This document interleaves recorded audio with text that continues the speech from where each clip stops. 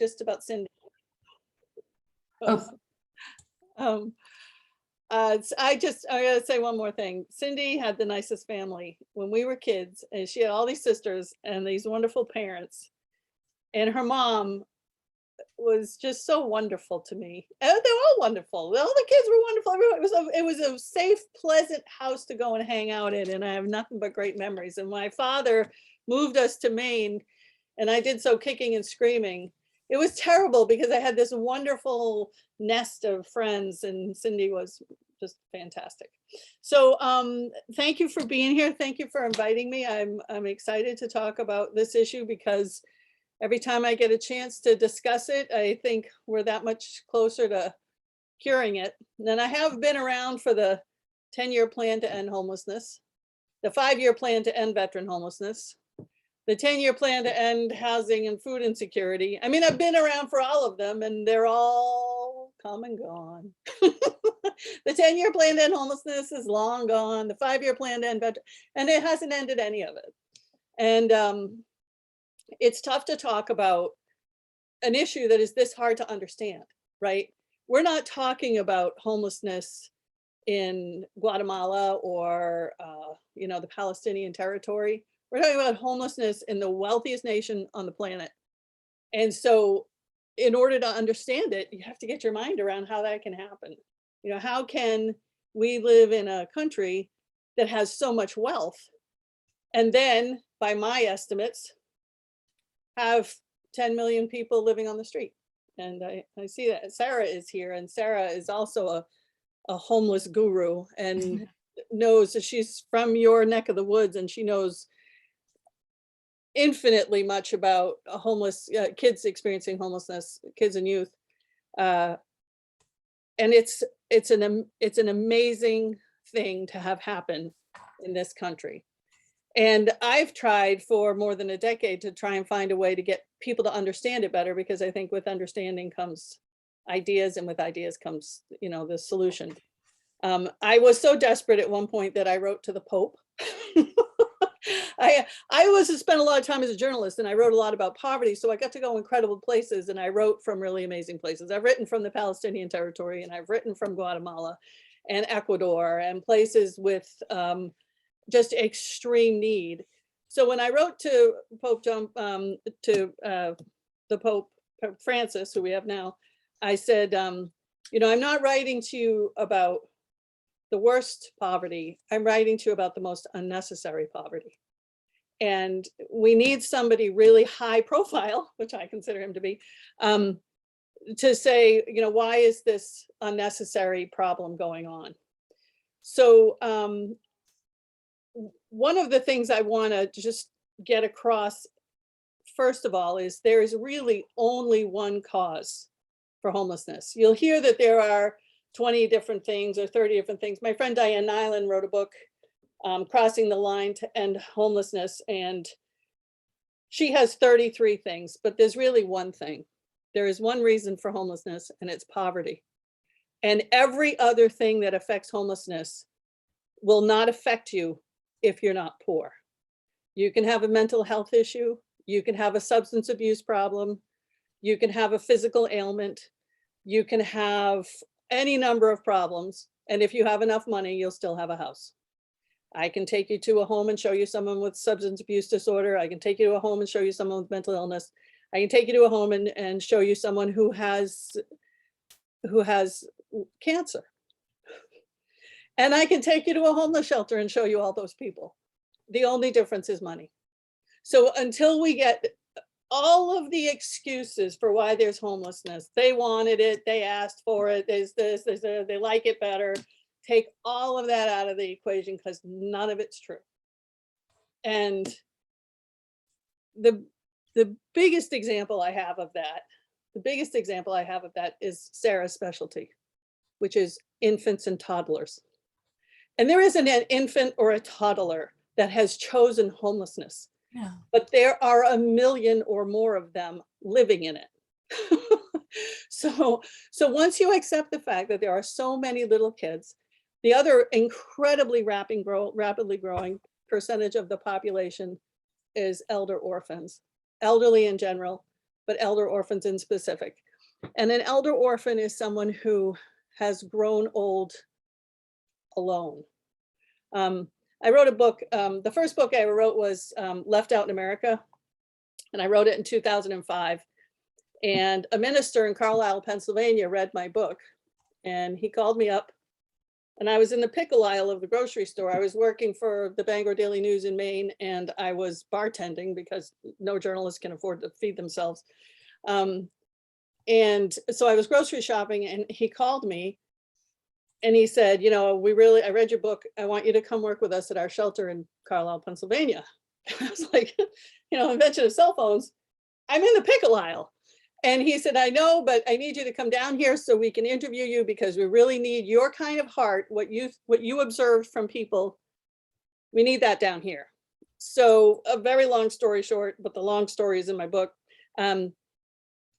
He came to me, he came to Maine, and I ended up going back with him. 2 weeks later, I quit my job and I drove to Carlisle, Pennsylvania, sight unseen, never been in the town in my life. And a better part of 10 years, I ended up running homeless shelters down here. And that gave me, what I had prior to that was a journalist's understanding of poverty, which is, here's this person, I can tell you their story, and then tomorrow I'm going to learn a new story, and this is behind me. And when I became a shelter director, I had to fight with funding sources. I had to seduce donors. I had to case manage.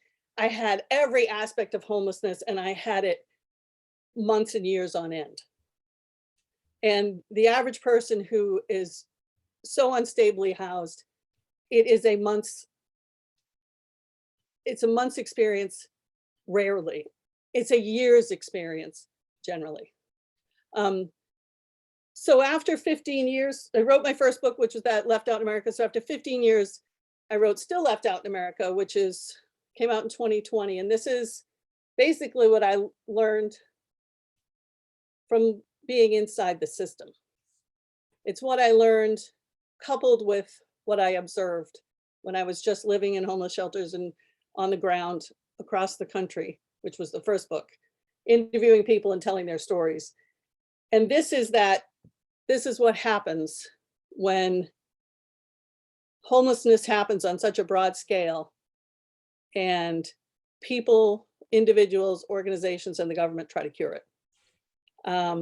There are several government agencies that deal with homelessness.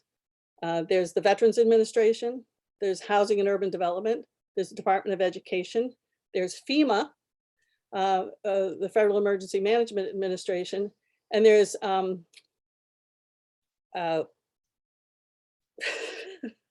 it's in the book.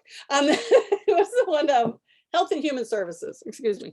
So, but one of the things that I researched, because I ran into it so much, was the elder orphans. And I learned the staggering statistic that 40% of people who suffer from Alzheimer's and other forms of dementia do it at home alone. At home alone, 40%. And if you don't have a home, then the only part of that still applies to you is alone. So I have had shelters where we were literally, we had elders for the last 5 to 10 years of their lives. I have seen elders get their first bed in 10 years, and it was the intensive care bed where they died. The plight for elder orphans is unbearable to witness. And anyone who stays in this business very long either becomes jaded and almost brutal to people, which is a horrible thing to witness, or they start to feel like they can't be nice at a party. like, don't invite me to your house for a dinner party. We'll end up talking about homelessness, and I'm absolutely no fun. I'm a buzzkill. So, because you just witness so much, you see this unnecessary suffering, and you see it to people who spent their entire lives just being a part of the system. So if you're collecting Social Security right now, and you were a low-wage employee, then that means that you paid Social Security when you started at maybe 85 cents an hour, $1.15 an hour, $1.35 an hour, whatever minimum wage was at the time you started working, that was what your Social Security pay-in was. And so you're receiving the minimum Social Security at the end of a lifetime of being a low-wage, uneducated worker.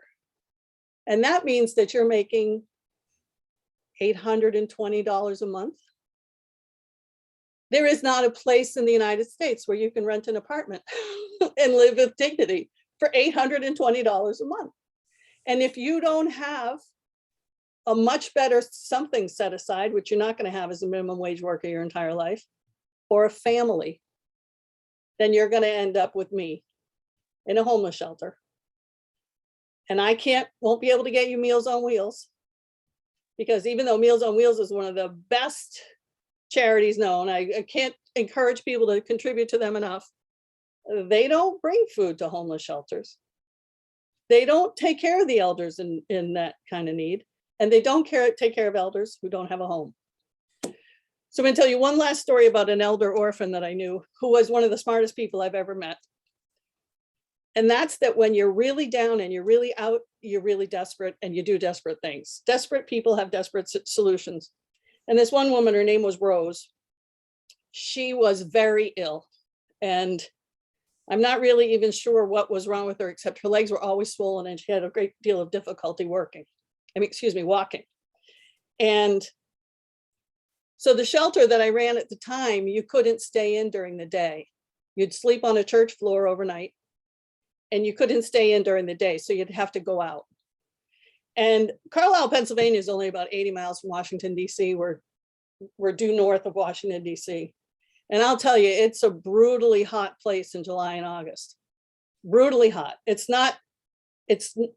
can get very cold. It can be 10 degrees here, but it is just ungodly hot in the summertime and humid. And so Rose would be out trying to stay in the shade somewhere, unable to really walk, swelling terribly. When you have that much difficulty walking, you don't have a backpack full of water. And she would get to the point in a really bad heat wave, she'd wait as long as she could, and she'd call herself an ambulance. And the ambulance would come, and they'd put her in the ambulance, and they'd cool her down, and they'd take her to the emergency room. And it would take them 5 or 6 or 7 hours to realize that she was okay. They'd rehydrate her, and they'd kick her out, and a couple hours later, she could go into the shelter at night. And she used that ambulance service every day during a heat wave. And it was brilliant. It was a brilliant solution in a community that doesn't care that we have old women out in the bright sunlight in the middle of a heat wave. But it was an expensive solution. And housing the elderly is not only just a fair and decent thing to do after someone's made your sandwich for 40 years or cleaned the bathroom at school for 40 years. It's not only the dignified thing for the wealthiest nation on earth to do, it's the cheapest. It's the least expensive solution to addressing this problem. It's not to leave a woman so long out in the blistering heat that she calls herself an ambulance and costs probably $2,000 a day. I mean, what did that cost? It's just insanity, right? And you can't get blood from a turnip. So if they were going to try and get her to pay whatever bills she ran up, it wasn't going to matter. A person like that gets adequately housed, their utilities paid. They're still going to pay a percentage of their income, but it's going to be one they can afford. Making $800 a month, a third of it goes to your rent and utilities. You're getting by on $550 a month. It's not much, but you can buy Kraft dinner and Pedialyte when you don't feel good. So that's one major aspect of homelessness that is never discussed, is this elder orphan issue that is just exploding. Before I did this talk, I tried to prepare myself a little bit, which is why I know Sarah now, because she's an advocate for children experiencing homelessness that lives in your community. and we're connected nationally through other people. And I called her to find out what it was like where you guys are, so I'd have a better idea of what children experiencing homelessness are going through. But the other thing I did was I went online for your HUD numbers, housing and urban development numbers. So this is the most amazing thing. This is when whoever's working at the Department of Housing and Urban Development, when they get this paperwork, I want to know why they don't call up and say, I think you guys sent us the wrong paperwork, because you guys are in Suffolk County, right? Suffolk and Nassau counties are lumped together by Housing and Urban Development's HMIS, which is their database for people in need of housing. In your 2 counties of New York State, you have 0 unhoused people. 0. Someone actually filled out paperwork and sent it to the Department of Housing and Urban Development that said, absolutely no one in your 2 counties is unhoused, and they accepted it. To which I find that person needs to be applauded, because there is absolutely no way in the world that in those 2 counties, there is absolutely no one in need of housing. That is staggering. So, maybe you guys want to make a phone call to somebody, your congressman or something, say, hey, why are our numbers off? The congressman isn't going to know. That's the other problem. But it would be really important for there is a bill in Congress, it changes its name every 2 years, where a request is made that the definition of homelessness for housing and urban development be changed to the definition of homelessness for the Department of Education, because they don't use the same definition. I am a huge advocate of that. I'm sure Sarah is. My friend Diane Nyland, who runs hearus.us, which there are so many amazing films on there that you can watch, one of which was made with Sarah. There are people that all across the nation advocating for people experiencing homelessness, and we all want the definition changed. So let me give you a quick breakdown on what that is. And if anybody needs a break or wants to ask questions in the middle instead of at the end, because this is depressing, I'm there for you. Raise your hand or stick something in the messages. But so housing and urban development deems you as homeless if you're living in a place unfit for human habitation, you are sheltered, or your housing is paid for by an organization or an agency. So let's say your house burns down and the Red Cross puts you in a hotel. While the Red Cross is paying for your hotel, you are considered unhoused. You're considered to be experiencing homelessness. As soon as they stop paying, which on average is 2 nights, as soon as they stop paying and you pay for your hotel room, the same house burnt down. It's the exact same house that 2 days earlier burnt to the ground. Once you start paying for that hotel room out of your savings or your insurance or whatever, you are no longer considered to be experiencing homelessness. You are now considered to be adequately housed. You are not entitled to any assistance. You are not entitled to be put on a waiting list for better housing. You are not entitled to anything because you scraped together the money to pay that hotel room, the exact same hotel room that the Red Cross paid for the night before when you were considered to be experiencing homelessness. If you were under the Department of Education's definition, you would still be considered to be experiencing homelessness. You and your children would be considered to be experiencing homelessness. Now, say after the Red Cross finishes their 2 nights, you don't have the wherewithal to pay for your hotel room.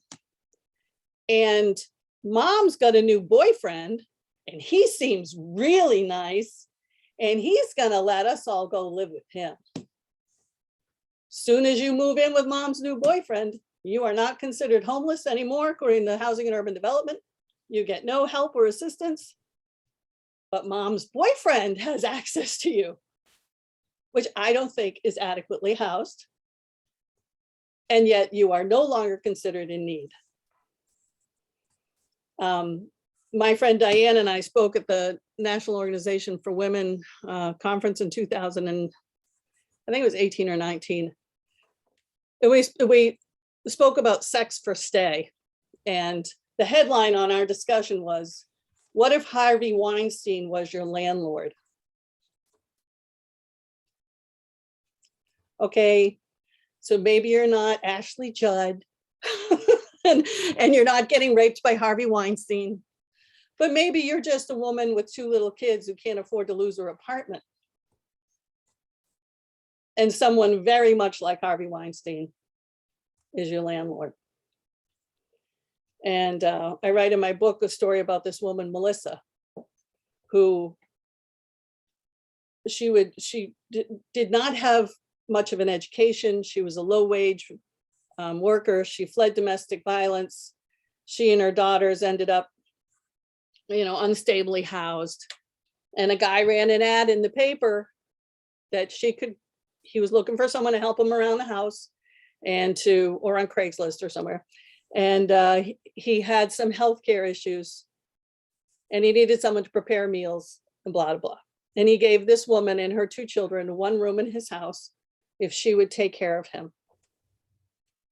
And within a week, he started making sexual demands of her. She had an application in for housing. Now, remember, she is no longer considered homeless. She has none of the homeless rapid rehousing and homeless prevention services are no longer available to her. Her kids' school still considers her to be experiencing homelessness, but housing does not. And so she comes up on the waiting list, which is very long. She's locking herself in bed with her 2 kids at night. She comes up on the waiting list, and of course they have to interview her landlord. And he tells them that she's a terrible tenant, that she's a horrible human being, that she's violent, and she hasn't paid her rent, and you cannot get into housing if you have any arrears at your current place. And she's denied housing. The idea that homelessness is a person who chooses it, and it's that guy you see underneath the bridge, is an outdated, outmoded, I don't want to use the word convenient, but I'll explain to you why it sounds convenient description. And the reason it's convenient isn't because people don't care. The reason it's a convenient description is because at some level, there's self-preservation that has to kick in, right? If the average person knew as much as Sarah knows, you lose sleep at night. And the only way to really kind of get from point A to point B in your life is to say, they gotta deserve it. They gotta have asked for it. That's gotta be why it's like that. Because anything more than that means it could happen to me. Right? I didn't ask for it. It's not gonna happen to me. I don't deserve it. It's not gonna happen to me. Until you say they didn't deserve it and they didn't ask for it, you can't understand that they can't get out of it. Because there's nothing you can do when you're in that position, short of robbing a bank, because the problem, remember, is poverty. So the next tier of homelessness that is somehow more understandable, and horrifyingly, it's being driven home at a horrible rate to us right now in the Ukraine, is that some devastation happens to a lot of people at once. And when that happens, we as a society can understand it a little better. Well, the people in Paradise didn't ask for the campfire, and 28,000 people became homeless in 80 minutes. 28,000 people in 80 minutes. That fire spread a football field a second. those people I can help, because those are victims. And what I guess my hope at the end of this talk is that we have a system that's victimizing everyone who ends up in homelessness. And that's the end of the whole conversation, right? And I do want you to know, I have seen incredible things happen and incredible people do incredible things. I have seen grown women give their houses away. I mean, I have seen kindness like unbelievable. But we can't have a system built on kindness, because we don't have enough grown women giving their houses away to take care of the whole problem. We need a more systemic solution. But when I was a journalist, I was embedded with the Red Cross for Hurricane Katrina. And that was a displacement of close to 1 million people, 800,000 people from Louisiana, part of Texas, Louisiana, Mississippi, Alabama. Massive devastation. I lived in the River Center shelter with evacuees at the highest population in this, was like Madison Square Garden. The highest population there at the time that I was there was about 7,800 people. About 250 Red Cross volunteers, 7,800 people. The people outside had fire hoses with canvas draperies around them for showers. So the fire hose would be turned down and you'd get in there and you would literally, they weren't terribly warm, but it was, you know, it was Louisiana in September, so it was ungodly hot. The man that ran the shelter he was he was a military man, he had colonel or something in the military, and the place ran like clockwork. It had a school, it had a home for the elderly, it had one bedroom held 900 people, that was the ice skating rink. Another bedroom, which was part of a conference center, held 800 people. But there were crimes being committed in the bathrooms.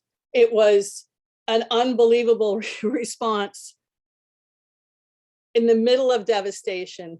And that just seems to play out over and over and over again every time there is something big, Hurricane Jean, you know, they just happen over and over again. And so that's why FEMA, the Federal Emergency Management Administration, that's why that's such a big part of homelessness, because they handle the part of homelessness that is rapidly onset. In the case of the Camp Fire, PG&E, the electric company, was found guilty of 82 murders, and they pled guilty to setting the fire. So that was a criminal act, criminal felonies. The problem with a corporation that commits felonies is they don't go to jail. like it would be really nice if a couple of CEOs got locked up for that sort of stuff. But when you're out there, so the end of the last part of research from my book I did was I was out in Paradise, and there's nobody not touched. The guy that rented me my car, his grandmother's remains were found in the basement of her house. She died in the Paradise Fire, right? So there's nobody out there that isn't devastated and touched by this. And then the other problem was there was a giant camp that was set up in Chico, California. The Walmart there set up a giant camp on the field next to the Walmart. And a couple of thousand people were living there in tents. Walmart was, you know, I'm not faulting Walmart, but they had tents. They had cook stoves. They had the things people needed, and people would go, and this whole village was built there. And volunteers would go. And the nice thing about Walmart was, in addition to the outside Johns that they brought in, Walmart had inside Johns. They had a little restaurant. People would show up and bring gift cards. People in the area would show up and take people home and let them shower, and bring them back and take more people home and let them shower. It was just an amazing amount of love and giving and outpouring of support. And the thing that was possibly the most unbelievable is, it was unbelievable prior to Ukraine, was the FEMA trailers that were built were put there for 1 year. And in 1 year, absolutely everybody affected by this trauma was supposed to find new housing.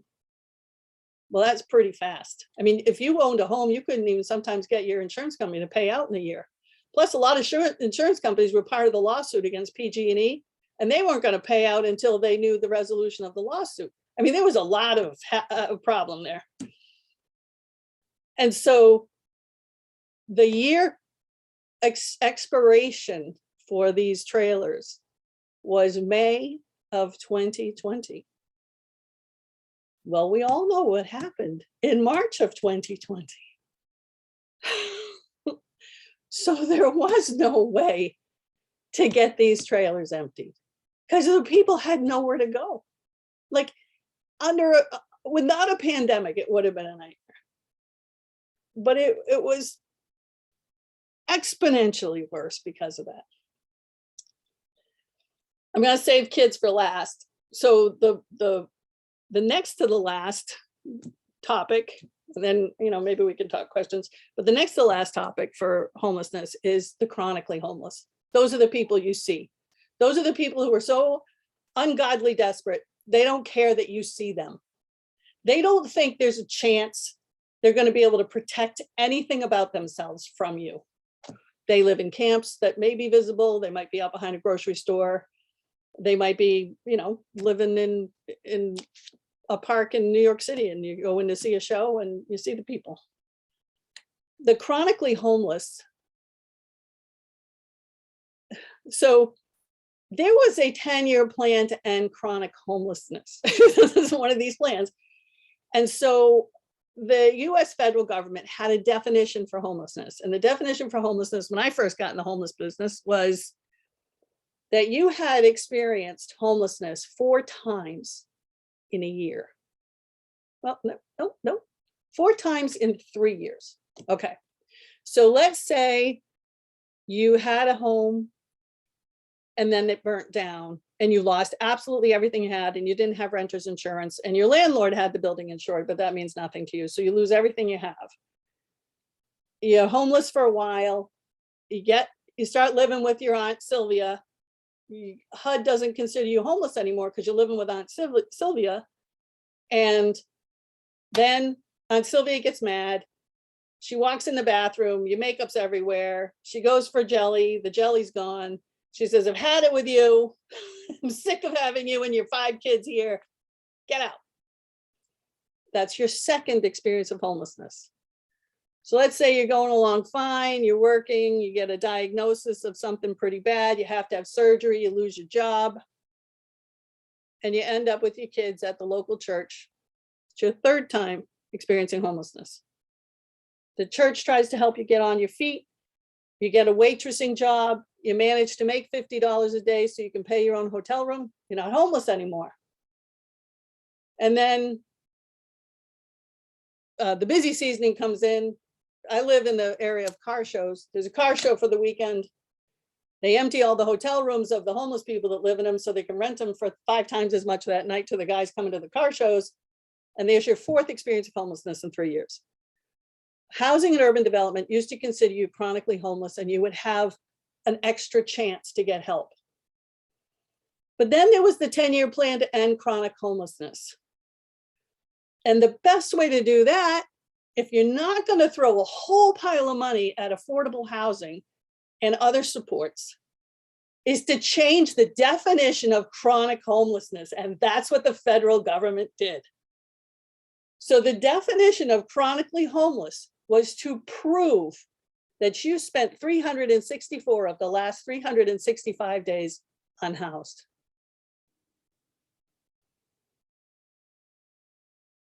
Prove it. Prove you lived in a tent.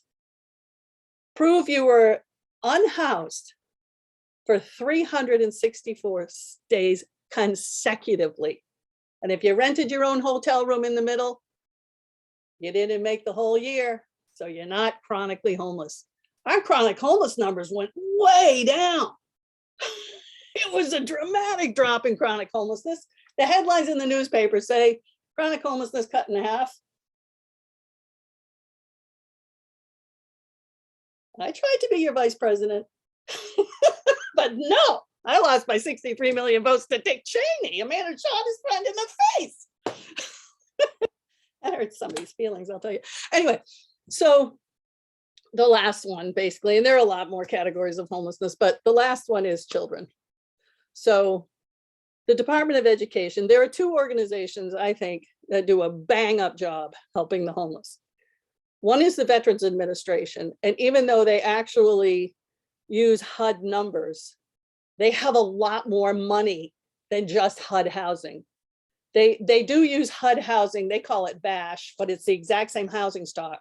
So if a veteran gets 100,000 additional housing units were given to the veterans about 10 years ago, and they came directly from women with children.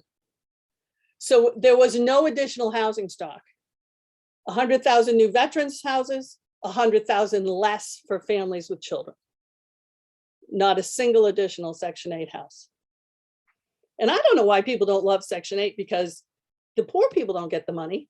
The poor people's, they're just a name and a social security number on a piece of paper, and the money passes through their name and is deposited in the landlord's account. So if a landlord has 60 apartments and he's got Uncle Sam making monthly deposits into his account, literally the only reason not to rent to a HUD Section 8 person would be, A, maybe it's not enough for you because there are maximums on what you can charge. But then the other reason is prejudice. It's just a flat out denial that that kind of person and that kind of family deserves to live in your housing. But so the last group is children, and the Department of Education does the best job. They have the best definition. Their definition of homelessness is basically unstably housed. And the law, which if you have another one of these Friday night things, I recommend you get Diane Nyland, who runs hearus.us. She basically was one of the 6 or 8 people that wrote the bill that makes it a law that all school children, all children of school age must go to school with all barriers removed, no exceptions, because before Diane and her friends got together, you could deny a child access to school because they didn't have an address.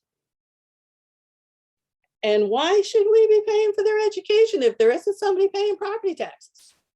This is a superintendent's got a bottom line, and it just didn't make sense. So now the law is every barrier must be removed. And I have a friend, Sonia Pizzi, who she's a riot, because when she goes after, and we've had some vociferous fights with people over whether or not they were going to keep a kid experiencing homelessness out of school. We always win. But somebody said to Sonia one time, "You're not a lawyer." And she said, "I know I'm not a lawyer, but I only need one law. And this law is the simplest law. It says all barriers must be removed. And that means free lunch. That means free breakfast. That means parents don't have to fill out paperwork." I can't tell you how many times I've read a pill bottle to someone, especially elderly people who can't read or write, but don't tell you they can't read or write. I have helped grandmas who have custody of their grandchildren fill out paperwork because they can't read and write. I mean, there's a reality of poverty in this country that is mind-blowing to someone who isn't brushing up against it. And I didn't brush up against it until I put myself in that position as a journalist. I grew up in a family that understood there was poverty, but I always had enough to eat. You know, I always had a place to live. There was never a doubt that we were going to go to college. You know, I didn't know any of this, and I'm always surprised by what I don't know. Who cares about a kid who ages out of the foster system when nobody's paid to care about him anymore? Nobody. It's really easy to answer that one. They end up in the shelters. Who takes care of a developmentally delayed 30-year-old when her elderly parents die? And you have a child who's 35 with Down syndrome in your homeless shelter. And she just got out of jail because a boyfriend preyed upon her, got her to open a bank account, kited checks on her, but they were in her name. I mean, these are real stories. These are real things that happen. And that's why I get kind of wound up. So anyway, I've sort of spent my life trying to, well, do two things. I started out trying to tell people stories as a journalist, and then I got myself immersed by actually running shelters. And now I'm on the other side again, trying to tell stories and trying to make, I can't tell you how many candlelight vigils I've had. They're just a waste of time. You know, candles smell nice. I'm always trying to find a new way to get people's attention and get them to understand a little more. But it's a terribly sad story. And there are lots of terribly sad stories. I've lost count of the number of people who were released from a hospital to my shelter. I've lost count of the number of people who they were found disoriented, wandering around at 80 years old or 75 years old, and were just brought to the shelter. And, you know, they don't even call and ask if we got room. They just drop them off. And I've just lost track of all that. And so I just try to tell people stories the way I can. So I have a bunch of books. I even have a comic book. This is Mac, and he's a superhero. He also happens to be experiencing homelessness and a veteran of Vietnam. And his superpower, among other things, is that he clearly hasn't aged, because it's been a long time since Vietnam and he's still a young man. But we'd had a huge book launch for the comic book on Veterans Day. And the head of the Pennsylvania Veterans Administration came, which was wonderful. And there's a line in here where someone is trying to convince Mac to get housing. The VA does the best job of anybody. We can help you get housing. The United States government has a deal for you. And he responds, the exact line I've heard 25 times in my life, if I ever heard it once: I've had enough of the deals that the United States government gave me. There are an awful lot of veterans who don't want to sign any dotted lines. And one of the best changes that they made in the VA was, when I first started in the homeless biz, you had to be honorably discharged to get help. Well, you teach people that the way you fix something is to break it. And then they end up breaking things, and you dishonorably discharge them. And then you can't help them because they were dishonorably discharged. So luckily that's been changed. Now, other than honorable discharges can be helped. The thing we've got coming up is the Homeless Remembrance Blanket Project, which this was a 3,200 square foot blanket that we put on the ground. Every single blanket was handmade. They're knitted, crocheted, and quilts. And they asked us to do it again, but I didn't want to do it again in Little Carlisle, but I thought about it and I thought, all right, I'll do it again if we can do it on the Capitol. So we got all our permits from the Capitol Police and the Capitol Architect, and we are going to be putting hopefully a 9,000 square foot blanket on the west lawn of the Capitol. December 21st is Homeless Remembrance Memorial Night. It's the longest night of the year when you remember people who died on the street. My town of 18,000, last year, 7 people died on the street. The number is staggering because of COVID. But we need people to make blankets. So if there's anybody out there that belongs to a quilting or a knitting or a crocheting group, every single state has its own group. We have 3 math classes right now in Maine that are using geometry to make blankets, and the pictures are up on Facebook. They're adorable. And they're trying to challenge schools in every other state to make a blanket. But that whole idea that someone will invest all those hours in something absolutely beautiful and give it to a total stranger, that's when you start changing minds, I think. And the other thing I found amazing about this was I asked people to do it, but I didn't know until I showed up that day if anyone would. And I showed up that day, and 117 people brought us 209 blankets. It was absolutely awe-inspiring. So if anyone tells you we don't have community anymore, don't believe them. So I don't know. I don't even know what time it is. I don't know if anybody has any questions.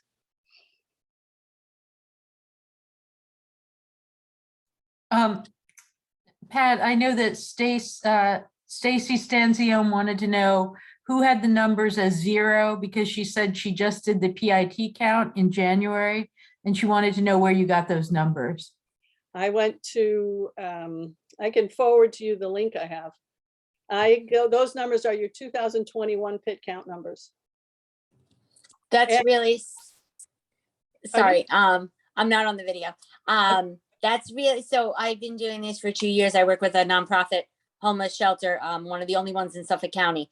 And we go through, and it's funny, like you said, the way they count homelessness, because even though my shelter is emergency, you may only stay there one night. If you are there that one night in January that we count, you are not homelessness. But the numbers this year came back astronomical. And our shelter we've had higher numbers this year than we have in the past 20 years. Well, you have the sheltered numbers are. No, we actually go out on the street and do outreach on the street counting. We are Right. not allowed to count the people to stay in my shelter. Okay, well, I'll just tell you what that page said, although I don't have it in front of me. The sheltered numbers, according to HUD, it's their HMIS numbers, and I'll forward the link, was about 1,800 sheltered people in those two counties and 0 unhoused. That's crazy. I know, but it was 2021, and the only thing I can try and maybe guess is there wasn't a count last year. We did do a count, actually. We did an observational count last year. We just didn't do a person-to-person count. We did observational. Well, it says 0, so either somebody did. Yeah, I was shocked. So yeah, maybe it's wrong. I do have one more question for you. As the VA, you said that, and I don't know if I can send you an email, maybe in the link, for you to send me some information where I can find that they can help people that are dishonorably discharged, because we have been working with the VA and they are telling us that they cannot help people that are dishonorably discharged. Dishonorably and other than honorably are different. Okay. So if they had a felony, and nobody with a felony allegedly can get HUD housing. So if they are dishonorably discharged for a felony, then they're telling you the truth. But other than honorably discharged, drug use, rageaholicism, and supportive services for veteran families, SSVF, I don't know who handles it in your counties, but they also can help other than honorably. Okay, thank you. Yeah. Pat, Yes. I just wanted to mention to everyone, I live here in Greenport and I worked with homeless families for many years through Eastern Suffolk BOCES, and knew personally over 300 homeless families. And I just want everyone to realize there's a wonderful law the government has put out called the McKinney-Vento law, that children have the right to go to school and they need transportation help. And if they're in a shelter, the shelter has to take them to school. But the most important part is they have a right to stay in the school where they were when they became homeless. They don't have to go to a new school all the time. And it's wonderful. And every school district in our county, in Suffolk County, has a homeless liaison, someone who's in charge of recognizing who is not living in a fixed, regular, or adequate place. And I just want everyone to know that those homeless children are counted. And in 2021, 126,385 children were going to school in New York, and they were homeless. So they were definitely counted as homeless, okay? 126,000, over 126,000. 100,000 of that may be in New York City. Between 4,000 and 5,000 in Suffolk County, 26,000, 2,600, excuse me, in Nassau County, about half of the 5,000 of Suffolk County. And they're living in any kind of an inadequate situation or are sheltered by our state and by our county. And it is an amazing thing to me that there are all these children that are counted. And then 10 years ago, the number was that the majority of homeless children were 0 to 5. So they weren't counted yet, maybe another 50%. So this is our county. This is 5,000 to 7,000 children, okay, without a home. And the wonderful thing about our government is that they're able to go to our school and they have a right to stay in that school, even if they have to live in a shelter in Riverhead. Okay, there's no shelters on the North Fork, but there are shelters all over Suffolk County. And I just wanted you to know those numbers, because that's reality. 126,000 kids in New York. And they have at least one parent, okay? They also have a right to stay in the school they're in for a That's full right. year, for a full year after their homelessness ends. Yeah, So say they go and live with grandma and they do change a school. While they live with grandma, the Department of Ed considers them to be experiencing homelessness. And then people get on their feet. Grandma's wonderful. The whole family's wonderful. They get on their feet. They get an apartment in a different town. Well, they can still go to grandma's school district for another full year after their homelessness experience ends. And that's pretty important because your first couple of months out is when it's really easy to fall back in again. And so that gives the kid the stability of the same teachers. It's brutal to be in 9th grade and be doing Herman Melville in English and then move to another school and you're doing Shakespeare. You know, it's not just that you lose all your friends and the teachers who care about you and give you some support. You also fall really far behind academically. And at the time the McKinney-Vento Homeless Education Act, which is what I call it, was passed, the average kid experiencing homelessness changed school 4 times every single school year. Well, that's brutal on a kid. So it really is, and that's Diane Nyland, who I can give you contact information for, and she could speak to that really well. Or you go on her website, hearus.us. Amazing stuff. Are there any other sites that you would recommend people go on to learn more about this issue? The problem is that I actually don't have a lot of NACHI, the National Association for the Education of Homeless Children and Youth. There's also Schoolhouse Rock, which is a fantastic organization, which can tell you who your McKinney-Vento homeless liaison is in your school department. It can give you all kinds of help. The Veterans Administration sites are good, but when it comes down to, it's really difficult because there are all kinds of people who are trying their best, but there aren't a lot of people who work inside the HUD system who are free to tell the truth about HUD. And if your shelter's getting $250,000 a year from housing and urban development, then you're probably not saying, hey, they changed the definition of chronic homelessness. You know, because you really shouldn't bite the hand that feeds you. And a lot of times you can say, well, I'm helping 250 people this month. Even though I'd like to tell the truth, I can't hurt 250 who are getting help. Mm. The other thing is some of this is such inconvenient truth, like the amount of money that's dedicated to housing people. Section 8, homeless prevention and rapid rehousing money, all of that money, all of it added together is less than the mortgage tax credit. The mortgage tax credit, what you can take off your taxes for paying your mortgage, is more out of the taxpayer's pocket. Because if you can get a $5,000 or a $10,000 bigger loan per year, because you can take all of it off your taxes, somebody else is paying those taxes. So that mortgage tax credit is greater than all the money for all the housing of any kind. But there aren't very many people who are going to look in the eye of the middle-class person and saying, you're getting more housing assistance than the welfare mom. Because people think you're really an ass. And they're afraid you're going to tell somebody to take away the mortgage tax credit. And nobody wants the mortgage tax credit to go away, which, by the way, is just a pass-through for big banking, so they can lend you more money. What they want is a better investment in poor people.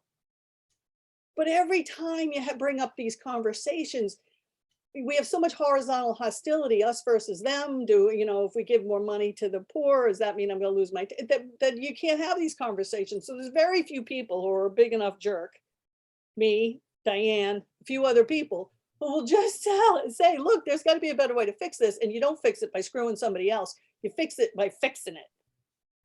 Right? I In the chat, I added another website for the New York State Technical and Education Assistance Center for Education of Homeless Children. And that's where I got those numbers. And it has every school district in New York State and every county and the numbers there now. Great.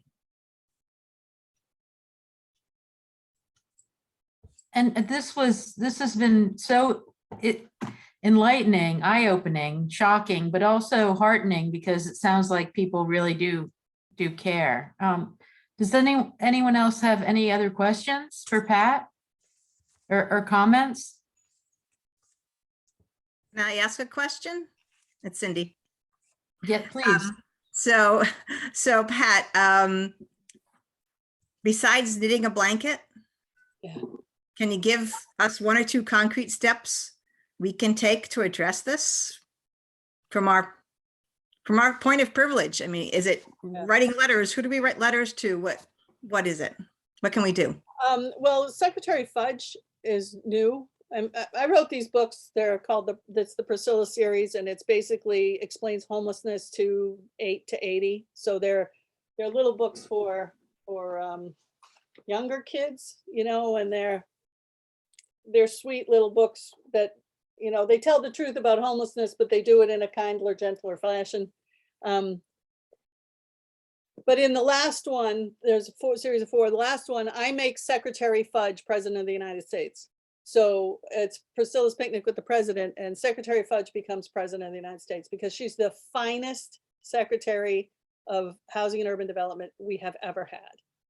She actually understands the problem. I'm not saying she's got all the answers, and I think she's done a couple of things like she's reactivated inspections of private homes. When you are in public housing, you have to get your home inspected. And in a lot of areas, they don't tell the people they're coming. So people live under pretty constant fear that they're going to be in trouble because they'll do everything from, it depends on the department. And so she reactivated that, and you could have someone who's immunocompromised in a home and they're unaware that someone's coming in their home to examine it. And you know, we don't get searched because we get the mortgage credit, right? So we get money for our houses.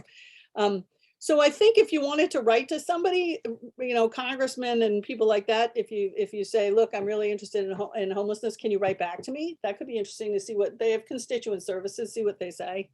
But I think, you know, if you want to write a letter to Secretary Fudge and say, look, I'm 100% behind you. I'm behind the fact that you have a greater sense of awareness of homelessness.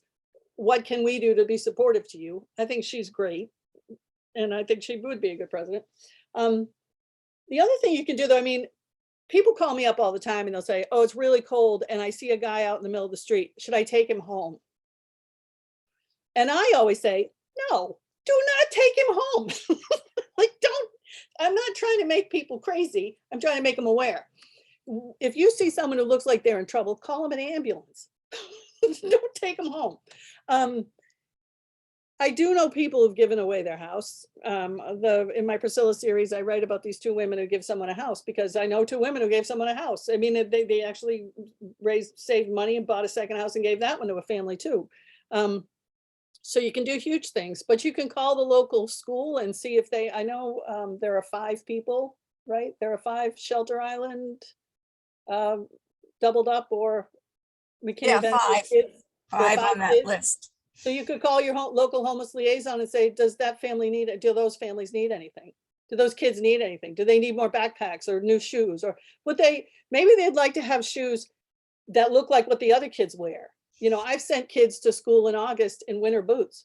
That's just like an invitation to beat those kids up, right? They know that they don't wear winter boots in August if they have a choice. So you could call and see what those 5 kids' families need. You could offer to mentor. The other thing I love to do is I walk around with my pockets stuffed with gift cards. So when you give someone a $10 gift card to McDonald's, you not only have made them a customer, you've given them a bathroom. They can brush their teeth. They can use the restroom. If they're careful, they have 5 visits to McDonald's for that, because they can get a cup of coffee, they can sit inside, they can warm up, they can cool off. Dunkin' Donuts, you know, any retail fast food organization, I just keep cards in my pocket, you know? And if I spend $50 a month on them, and then when I run out, I run out, right? I don't think I can save the world. I would like to, but I know I can't. So I do what I can, and I don't beat myself up because I can't. Right? I wanted to add also, Pat, it's important that people know that in New York State, it's a law that anyone that doesn't have a place to live, that the state has to help them and put them in a shelter. Okay, people may not want to go do that, but anyone that is homeless can go to the Department of Social Services in Riverhead from the North Fork and be put in a shelter. It might not be the shelter you want. It might be, somewhere far away from your house, but they also have the law that says that if you're in a shelter, they have to bus your children back to their school of origin. But So they don't have to bus you to work. No. And they don't but- have to But the bus you to your- children can go to school. And so if I had my choice, if someone said to me, what shelter in the United States do you want to live in? There's one, you mom in Phoenix. If I had to live in a shelter, I'd live in the woods. I would not live in a shelter. And the other problem with the pit count is anybody, it doesn't count you if you're at work. If you're at work during the pit count, and so it completely ignores the fact that people work. And it, we automatically get this image of a person who's laying around waiting to be counted. And that's absolutely not the case. And shelters come with all kinds of problems, and many shelters aren't shelters, they're missions, which means there's at times a religious component that can be very arduous. I talked about sex for stay, there's also pray for stay. Housing is what we need. And there is Sam Semberis, Tsemberis, is credited with creating Housing First, although it's been done a lot of places. And you can look up Housing First. The biggest problem with Housing First is it's not funded. It's an idea that if you've got 5,000 problems, being unhoused is only making it worse. So we'll get you housing first, and then we'll address your other 5,000 problems. But it's inadequately funded, so it doesn't happen. But shelters are really tough places, and I've run them, and I've had 65 people on the floor of a church, and you've got a 5-year-old screaming all night next to an elderly man who's trying to sleep and his hips hurt. You've got really unpleasant situations. And even the nicest mom in the world is going to doze off after a while and worry about her children wandering off or helping to be wandered off, or they're just not good places. So if I'm not saying close the shelters, and I ran them myself, but we can have a better solution than that. And there are a lot of good faith. I happen to be an atheist, but there are a lot of great faith-based organizations that make sandwiches, and a lot of them get criticized because they're called enablers. Well, I've never been a should you buy a guy a fish or teach him to fish. I've been a you give him fish while he learns to fish. It's not an either or thing, right? So yeah, I would look around and see who you think, and mentoring. I mean, kids need all kinds of stuff that, the ability to wear a pair of Nikes, honest to God, it sounds frivolous, but if you find out that a kid really wants something,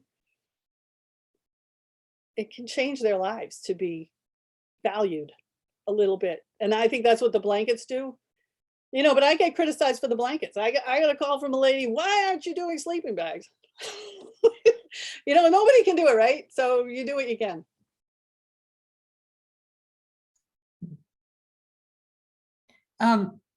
Stacy put in the chat that you may call her at Maureen's Haven for adults that need assistance. And she said, we can also find resources for children and families. So Maureen's Haven is another resource. Great. It's good to have some practical ideas of things we can do after hearing this. So I love the idea of gift cards. I'll do that. Any other questions or comments? If you have Well- relatives in other states, it's memorialblanket.org. So if you've got a cousin in Arkansas that likes to knit, tell them to go to memorialblanket.org, click on Arkansas, and they can join their group. It would be really nice. I mean, we have 19,000 square feet available. We have the entire Western lawn. So I'd love to run out of space. Wow, we have a knitting group at the library, so I'll let them know. Say the name again, Memorial Blankets. Memorialblanket.org. Okay, thank you. All right, well, Pat LaMarche, thank you so much. This was fascinating and I learned a lot, and thank you everyone that came. And getting a lot of thanks in the chat, so we really appreciate it. Thanks, Cindy. Good night, everyone. Bye. Thank you.